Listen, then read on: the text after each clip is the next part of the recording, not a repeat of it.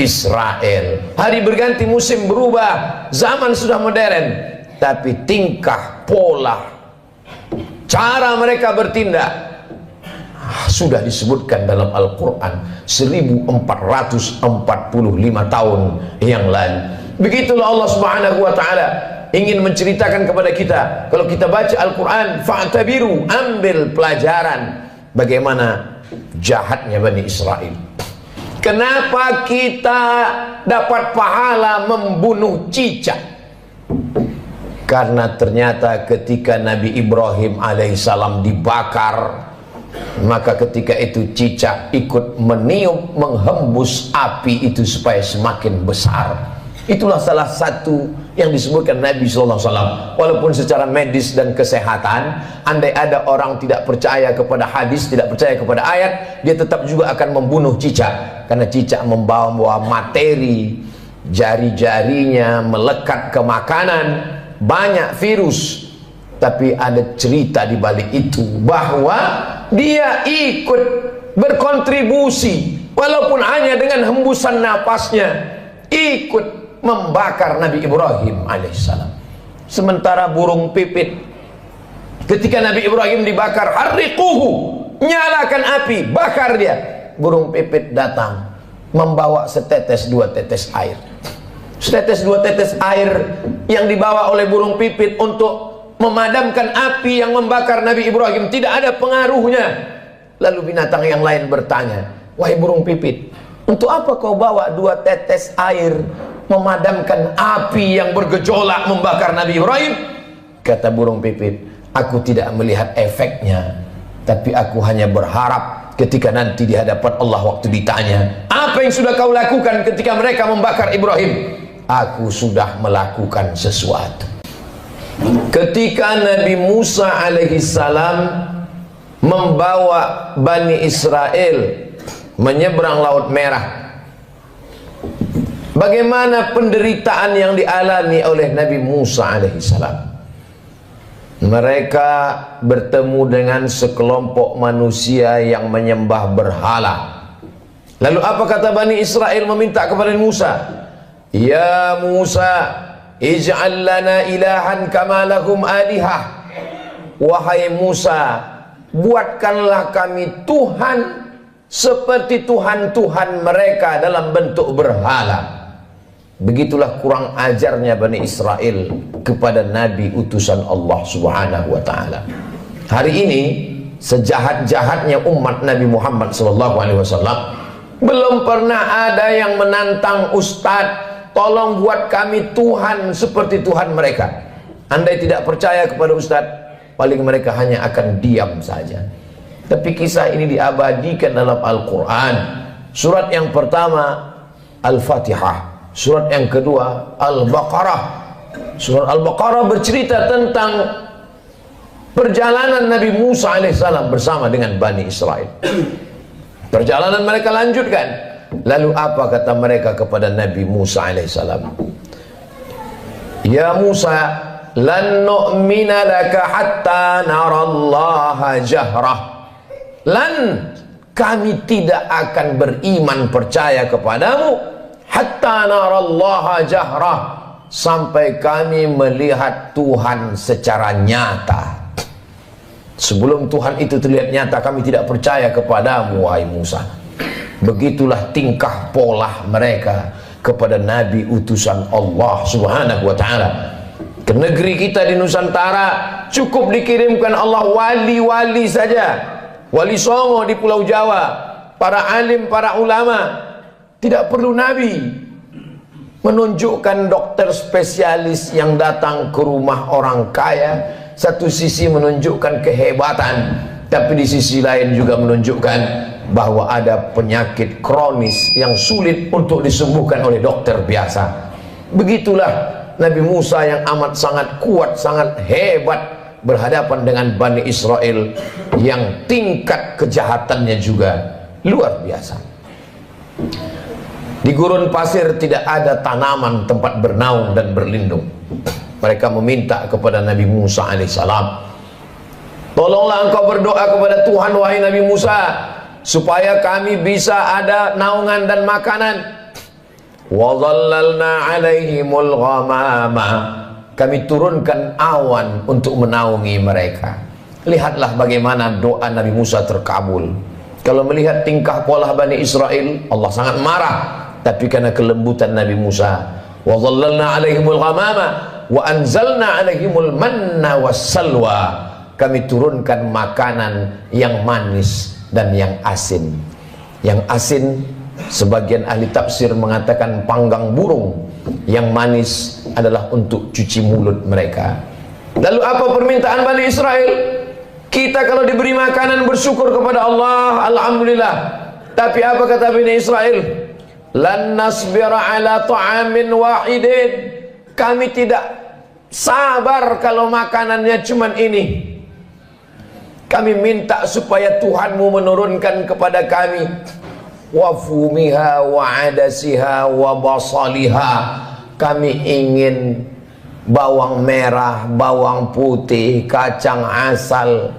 Betapa kurang ajarnya Bani Israel kepada Nabi Musa alaihissalam. Dikabulkan Allah doa, tidak kepanasan, dikirimkan makanan surga, meminta makanan-makanan. Sampai Allah mengatakan, atastabdiluna alladhi huwa adna billadhi huwa khair, apakah kalian meminta makanan yang lebih rendah kualitasnya, yang busuk dan berbau, padahal kamu sudah diberikan makanan yang terenak dan terlezat. Semakin orang paham membaca Al-Quran, terkejut atas perlakuan Bani Israel yang hari ini sudah menjadi sebuah negara. Negara itu bernama Israel. Hari berganti, musim berubah, zaman sudah modern, tapi tingkah, pola, cara mereka bertindak sudah disebutkan dalam Al-Quran 1445 tahun yang lalu. Begitulah Allah Subhanahu wa ta'ala ingin menceritakan kepada kita. Kalau kita baca Al-Quran, fa'tabiru, ambil pelajaran bagaimana jahatnya Bani Israel. Bani Israel, ketika Allah Subhanahu wa ta'ala memerintahkan kepada mereka untuk berperang bersama Nabi Musa alaihissalam, apa kata mereka Bani Israel? Idhab anta wa rabbuka faqatila inna hahuna qa'idun. Wahai Musa, pergilah engkau berperang bersama Tuhanmu, inna hahuna qa'idun, kami di sini duduk-duduk saja. Kalau kau mau perang, pergilah perang. Pergilah engkau berperang bersama Tuhanmu, kami tak akan mau bersama engkau, wahai Musa alaihissalam. Berbeda dengan umat Nabi Muhammad sallallahu alaihi wasallam. Kalau diajak untuk berperang, mereka rela, karena prinsip hidup mereka adalah ish kariman, kalau hidupnya hidup mulia, au mut syahidan, kalau matinya adalah mati syahid. Begitu juga ketika bala tentara pasukan Firaun mengejar mereka dari belakang, mundur ke belakang, mati dibunuh Firaun. Maju ke depan, tenggelam di Laut Merah. Ketika itu apa yang mereka katakan kepada Nabi Musa? Ya Musa, inna lamudrakun, kita akan tertangkap Musa, kita akan ditangkap oleh pasukan, ya ditangkap oleh pasukan Fir'aun beserta bala tentaranya, wahai Musa. Ketika itu Nabi Musa menjawab, kalla, sekali-kali tidak, inna ma'iya rabbi sayahdin, aku akan selalu bersama dengan Allah Subhanahu wa ta'ala. Coba bandingkan jawaban Nabi Musa dengan jawaban Nabi Muhammad sallallahu alaihi wasallam ketika berada di dalam Jabal Sur saat akan hijrah ke kota Al-Madinah Al-Munawwarah dari kota Makkah Al-Mukarramah. Apa kata Nabi Muhammad SAW kepada sahabatnya Sayyidina Abu Bakar Siddiq? Abu Bakar ketakutan. Seandainya orang kafir musyrik itu menoleh ke bawah, la absarana, mereka akan melihat kita, mereka akan menangkap kita, wahai Muhammad. Kata Abu Bakar Siddiq berdua di dalam gua di Jabal Sur. Apa kata Nabi Muhammad menenangkan Abu Bakar? La tahzan, jangan kau sedih, jangan kau takut, jangan kau cemas. Innallaha ma'ana, Allah bersama dengan kita. Nabi mengatakan kepada Abu Bakar, Allah bersama kita. Tapi Nabi Musa tidak berkata demikian. Allah bersamaku, tidak bersama kalian. Sahabat Nabi Muhammad ketakutan, Nabi Muhammad menenangkan orang ketakutan. Sahabat Nabi Musa menakut-nakuti. Maka Nabi Musa berkata, Allah bersamaku, tidak bersama dengan kalian.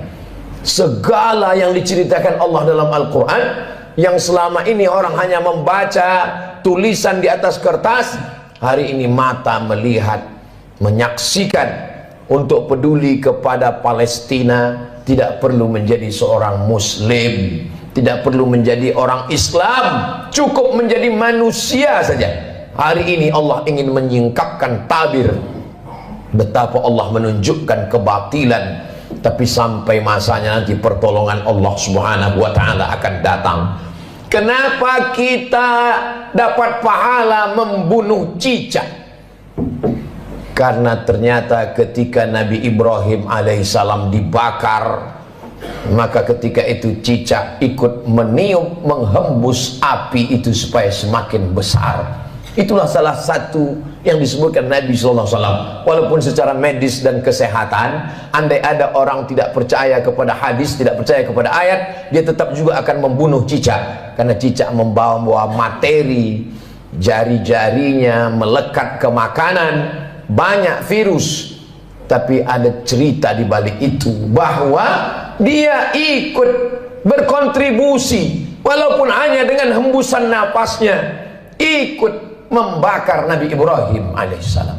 Sementara burung pipit, ketika Nabi Ibrahim dibakar, harriquhu, nyalakan api, bakar dia. Burung pipit datang membawa setetes dua tetes air. Setetes dua tetes air yang dibawa oleh burung pipit untuk memadamkan api yang membakar Nabi Ibrahim tidak ada pengaruhnya.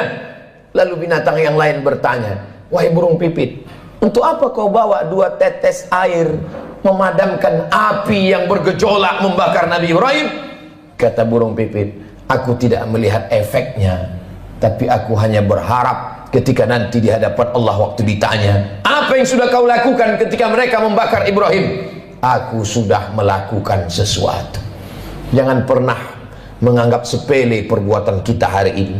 Kita tak bisa datang ke Palestina memakai baju perang, tapi kalau kita berkumpul bersama, mengumpulkan dana, duit itu akan dikirim melalui lembaga yang terpercaya, di antaranya dompet duafa, untuk membeli susu bayi, untuk membeli selimut, untuk membuat sumur bor supaya mereka bisa makan dan minum. Maka bantuan itu sama seperti tetesan burung pipit yang memadamkan api Nabi Ibrahim alaihissalam. Jangan pernah tertawa melihat kebatilan. Kalau belum pernah bisa membela Palestina dengan nyawa, dengan harta, jangan pernah mentertawakan. Karena dulu 1945 ketika kita Presiden Insinyur Soekarno, Bung Hatta memproklamirkan kemerdekaan Indonesia, di antara umat di dunia ini yang mendukung kemerdekaan kita adalah Imam Amin Al-Husaini, seorang mufti. Jabatan tertinggi di Palestina dalam bidang agama dipegang oleh mufti. Mufti Amin Al-Husaini adalah orang pertama yang mengakui kemerdekaan Republik Indonesia. Amerika menolak kemerdekaan kita karena bersekutu, bersekongkol dengan Belanda. Tapi Palestina, mereka adalah orang yang memberikan support, doanya, pengakuan. Karena syarat merdeka punya wilayah teritorial, ada pemerintahannya. Jangan lupa, ada syarat untuk menjadi negara merdeka, diakui oleh negara lain. Negara pertama yang mengakui kita adalah Mesir. Mufti pertama yang mengakui kita adalah Mufti Palestina. Ketika itu mereka negara yang merdeka, Palestina sebagai sebuah negara. Saat kita merdeka 1945, Palestina negara merdeka dan mengakui kita sebagai negara. Barulah tahun 1946 orang Israel datang berduyun-duyun dari seluruh negara, merampas, mencabik-cabik, mencaplok wilayah Palestina. Dan sekarang jumlah mereka di sana 5 juta orang berkumpul. Yang awalnya mereka hanyalah pengungsi, mereka tidak punya daratan, mereka tidak punya negara, tapi memang mereka penjajah yang pada akhirnya dunia mereka kuasai. Satu-satunya negara yang tak dapat mereka kuasai adalah Palestina. Dari sejak kita kecil, mata kita menatap televisi tak berwarna. Yasir Arafat memperjuangkan hari berganti musim berubah. Hari ini para pejuang, kalau kita tidak bisa menolong dengan tetesan darah dan nyawa, tidak bisa dengan harta, maka dengan doa, panjatkan doa dalam qunut nazilah, mintakan dalam tahajud supaya Allah memberikan pertolongan. Karena kita akan diminta tanggung jawab di hadapan Allah Subhanahu wa taala. Man lam yatam bi amril muslimin, siapa yang tak peduli kepada kondisi saudaranya, falaisa minhum, maka tidak diakui imannya kepada Allah Subhanahu wa taala. La yu'minu ahadukum, tidak sempurna iman kamu, hatta yuhibba li akhi, sampai engkau sayang kepada saudaramu, ma yuhibbu li nafsih, seperti kau sayang pada dirimu sendiri. Kalau ada orang Palestina yang kehilangan anak, istri, hidup sebatang kara, bagaimana kalau itu yang kita alami? Kalau ada orang Palestina yang hancur rumahnya kelaparan, tempat makannya dibakar mereka kebunnya, bagaimana kalau itu terjadi pada diri kita? Iman kita belum sempurna sebelum kita bisa merasakan perasaan yang sama seperti yang dirasakan oleh saudara kita. Kita tidak menjadi marah membabi buta, kita tidak menjadi orang yang amat sangat keras kepada sesama, tapi justru kita menjaga persatuan, kesatuan, mendoakan, mensupport, menjadi orang yang lebih baik di hadapan Allah Subhanahu wa taala, melihat apa yang dialami oleh saudara-saudara kita. Mereka menangis bukan karena takut kepada Israel. Seorang ibu dikabarkan anaknya meninggal dunia. Lalu beberapa tentara mujahid fisabilillah menyampaikan, anak ibu meninggal dunia, gugur sebagai syahid karena dibunuh tentara Israel. Air matanya menetes, wajahnya haru. Lalu kemudian orang ramai datang memberikan takziah, menyabarkannya. Sabar ibu, anak ibu sudah syahid, jangan menangis. Lalu tak lama dia menjawab, aku menangis bukan karena sedih anakku mati, aku menangis, mengapa yang mati syahid cuma satu? Kenapa dulu aku tidak punya anak banyak dan semuanya mati syahid? Cita-cita anak Palestina yang tertinggi, diadakan survei lembaga internasional, mereka berikan kertas, pertanyaannya, apa cita-citamu wahai anak Palestina? Cita-cita mereka adalah ingin mati syahid. Sejak 1946 Israel datang sampai hari ini 2023. Kenapa mereka tidak pergi ke Amerika, ke Eropa, ke Australia untuk mendapatkan suaka politik? Tak bisakah mereka menempuh jalur darat? Bisa. Kenapa mereka tidak pergi? Mereka ingin mati sebagai syahid dan tidak ingin meninggalkan bumi yang diberkahi, yang disebutkan dalam Al-Quran, subhanalladzi asra bi'abdihi laylan minal masjidil haram ilal masjidil aqsa. Kalau hari ini kita merasa kasihan, sesungguhnya yang lebih layak dikasihani adalah diri kita yang tidak pernah mementingkan agama Allah, yang tidak pernah bercita-cita ingin menjadi syahid. Wa tilkal ayyamu nudawiluha bainan nas, demikianlah hari itu kami tukarkan, kami pergantikan silih berganti. Untuk apa Allah buat ada tahun lalu dan tahun ini? Untuk apa Allah buat ada Jumat yang lalu dan Jumat ini? Liya'lamallahu alladhina amanu, Allah mau melihat siapa yang imannya istiqamah. Wa yattakhidha minkum syuhada, Allah ingin melihat siapa yang mati syahid. 17 Agustus bukan hanya sekedar mensyukuri nikmat kemerdekaan, tapi juga mengenang mereka yang mati syahid. Tanah yang kita injak adalah tetesan darah para syuhada. Tempat kita berjalan adalah kain kafan mereka yang mati syahid. Negeri ini merdeka karena mereka mati syahid. Siapa yang menyampaikan itu? Yang menyampaikan itu adalah para alim dan ulama. Subhanallah, sangat luar biasa kajian yang sudah disampaikan oleh guru kita Al-Ustaz Abdul Somad. Sahabat beriman yang dimuliakan Allah, tetaplah di channel ini karena kajian ini belum selesai dan masih banyak lagi hal-hal menarik yang akan disampaikan oleh beliau. Tetaplah di channel ini dan mari kita lanjutkan kembali. Selamat mendengarkan. Kalau kita hari ini kasihan, sesungguhnya sisakanlah rasa kasihan pada diri kita sendiri yang belum tentu diterima Allah. Kita semua akan diminta tanggung jawab nanti di hadapan Allah Subhanahu wa taala. Salahuddin Al-Ayyubi, kalau dia ditanya Allah, apa yang sudah kau lakukan wahai Salahuddin? Salahuddin menjawab, aku sudah memerdekakan Palestina. Ditakdirkan Allah kita hidup tahun 2023. Zaman dulu kalau terjadi pembunuhan orang di Nusantara, nenek moyang kita tak tahu apa yang terjadi di Palestina. Beritanya lambat. Hari ini pembunuhan di detik ini, videonya langsung di-share dan kita bisa melihatnya. Kita diminta tanggung jawab di hadapan Allah Subhanahu wa taala. Salat kita, puasa kita, zikir kita, tapi jangan lupa kita akan diminta tanggung jawab. Apa peduli kita kepada Masjidil Aqsa, tempat Isra Mi'rajnya Nabi Muhammad SAW. Mudah-mudahan Allah mengampuni segala dosa-dosa, kekhilafan dan kesilapan kita. Kita ajarkan kepada anak-anak kita tentang peduli kepada Palestina, tentang peduli kepada Masjidil Aqsa, tentang peduli kepada agama Allah Subhanahu wa taala. Barakallahu li wa lakum fil Qur'anil azim wa nafa'ani wa iyyakum bima fihi minal ayati wadh-dhikril hakim wa taqabbala minni wa minkum tilawatahu innahu huwal ghafurur rahim. Alhamdulillahirrabbilalamin. Demikian kajian penuh ilmu, hikmah dan manfaat yang sudah disampaikan oleh guru kita Al-Ustaz Abdul Somad. Sahabat beriman yang dimuliakan Allah, semoga apa yang sudah disampaikan oleh guru kita bisa dijadikan ilmu yang bermanfaat dalam kehidupan kita sehari-hari.